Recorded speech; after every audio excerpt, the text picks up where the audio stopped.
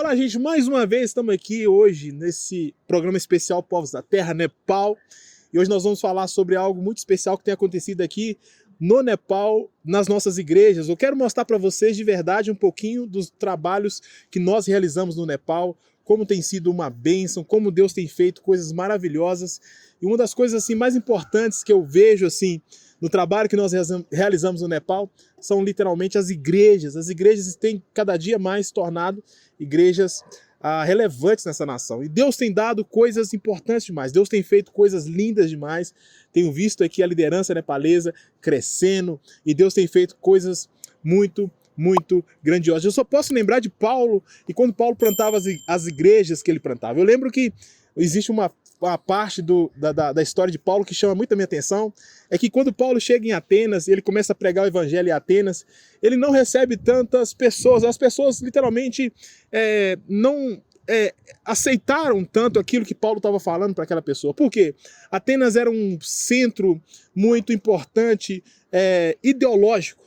Pessoas que pensavam muito, pessoas que traziam uma filosofia de vida, pessoas que viviam filosofando, viviam pensando, era um centro importante ideológico. Mas quando Paulo chega então em Corinto, e ali Paulo começa a pregar o evangelho, ali há uma conversão, há pessoas aceitando Jesus, pessoas em busca de Jesus. Éfeso, a mesma coisa, quando Paulo chega lá também, há uma conversão de pessoas, uma cidade toda ouve falar desse homem chamado Paulo, pregando o evangelho para toda aquela região, a tal ponto de Paulo, então, atrapalhar o comércio local. O comércio era de Éfeso, principalmente, era um comércio que era somente para vendia os deuses e principalmente os artesãos vendiam as deusas Diana, e as pessoas começaram então a abandonar as práticas antigas, e então isso fez com que a vinda das deusas, esculpidas por a mão daqueles artesãos, caísse. E teve um grande artesão, chamava Demétrio, ele foi o primeiro então aí contra Paulo e acontecer aquela rebelião toda. Mas por que eu estou dizendo isso? Eu estou dizendo isso porque o evangelho de Deus, aonde ele chega, há transformação. Nós não devemos de forma alguma ter medo das transformações. Eu fico vendo Paulo pregando o evangelho, eu fico vendo aqui o Nepal, eu sou literalmente inspirado por ele, logicamente, é o plantador de igreja, as escrituras, aquilo que ele escreveu, eu sou literalmente inspirado por ele. Eu percebo que o evangelho ele precisa incomodar. O evangelho ele precisa incomodar, as pessoas precisam entender que o evangelho incomoda.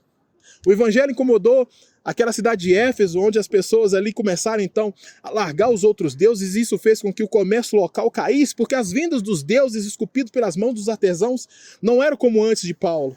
E eu aqui no Nepal, eu vejo tudo que Deus tem feito, eu tenho percebido que não dá para ser um crente comum, não dá para ser um crente que não incomoda. E eu ando no Nepal e eu vejo aqui e prego para uma pessoa, prego para outra, estou falando, estou sorrindo, estou falando de Jesus. Isso é aquilo que Deus colocou no meu coração. Mas às vezes eu ando para o Brasil, irmãos, eu fico pensando, cadê aqueles crentes chatos? Cadê aqueles crentes chatos? Você lembra daqueles crentes chatos que existiam antigamente? Se você ali da década de 90, década de 80, eu nasci em 87, mas eu lembro que na minha infância tinha muitos crentes enjoados. O que eram esses crentes chatos? Meu pai falava, vem aquele crente chato. É porque esse crente era alguém que ficava falando de Jesus constantemente para minha família, constantemente para as pessoas da rua, constantemente para o meu pai. Meu pai falava assim, olha lá, vem aquele crente chato. Irmãos, o crente, ele precisa incomodar. O crente precisa ser chato, o crente ele precisa entender que o chamado dele é realmente pregar o evangelho. Há um grande homem que diz, eu sempre falo aqui nesse programa Povos da Terra, que todo cristão é um missionário, ou ele é um impostor. Quem disse isso foi Charles Spurgeon. Meu irmão, todos nós somos missionários. E qual é a missão que nós temos?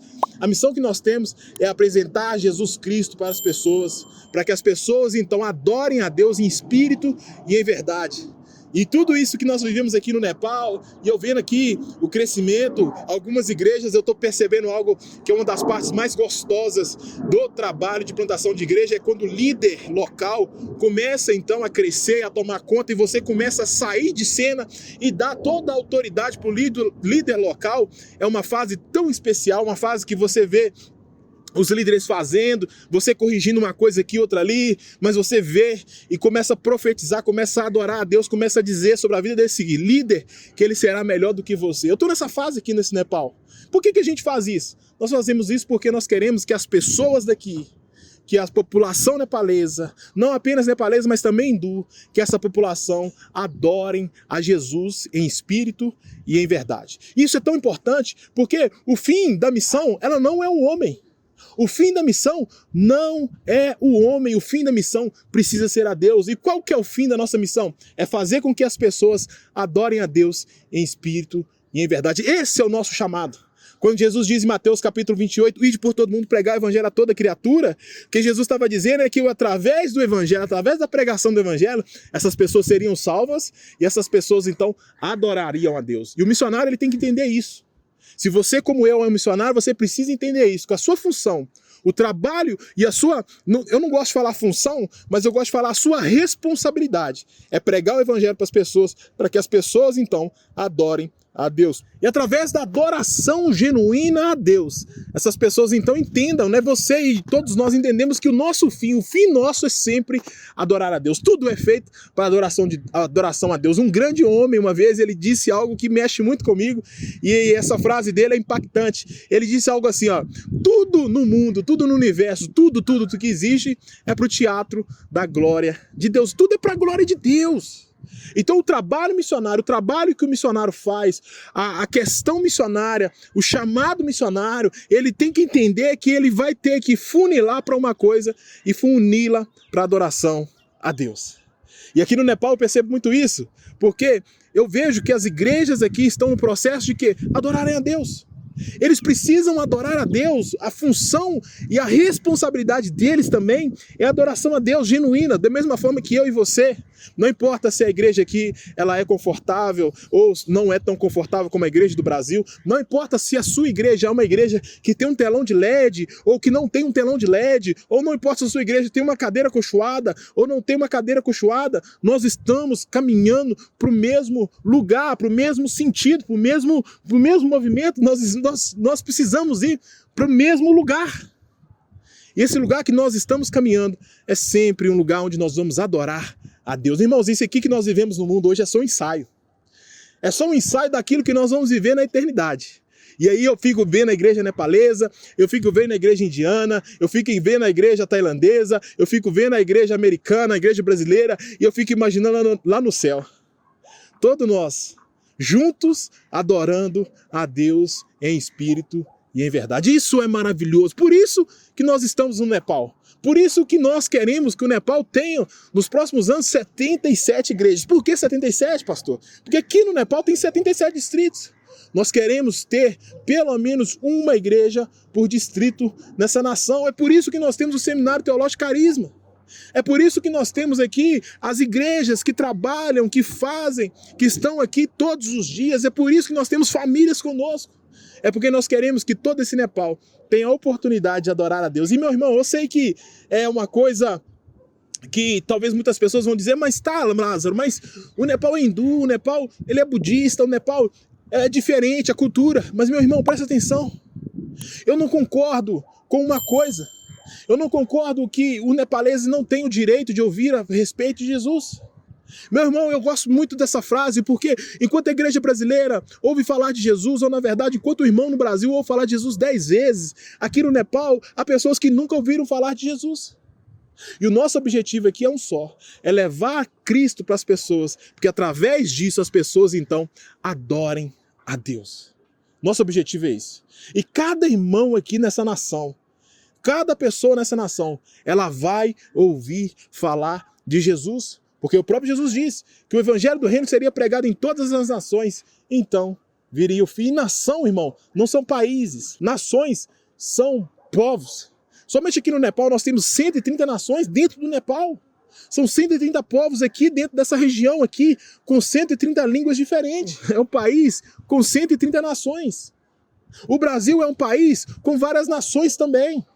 Então nosso objetivo é sempre pregar o evangelho a todas as nações, a todos os povos. E aqui no Nepal existem vários povos que ainda não têm nem mesmo a Bíblia traduzida 100% dela. Enquanto a igreja brasileira é uma igreja centenária, a igreja nepalesa é a primeira igreja.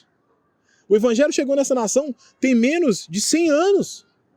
Então, meus irmãos, aqui nós trabalhamos, aqui nós fazemos coisas, aqui nós servimos a Deus nessa nação. E eu quero convidar você, eu quero motivar a você, eu quero falar com você, se envolva. Envolva em missões, envolva, meu irmão, em evangelismo. Tenha algo que você possa fazer, cumprir com o propósito ao qual Deus tem para a sua vida. E é claro que não vai ser toda a igreja brasileira que vai se tornar missionário. Não tem como todo mundo sair da igreja e ir para as nações, como eu estou aqui agora. Mas, meu irmão, você pode fazer a diferença fazendo aquilo que Deus chamou para você para fazer. E eu sei que muitas pessoas que me assistem são pessoas que têm chamado missionário. São pessoas que Deus chamou para as nações. São pessoas que Deus tem motivado, cultivado, pessoas que Deus tem impulsionado. E essas pessoas não saem do lugar.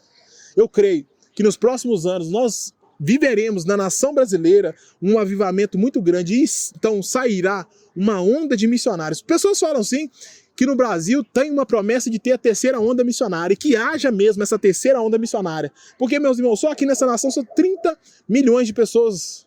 30 milhões de pessoas. E eu vou te falar, 30 milhões de pessoas é um bairro da Índia.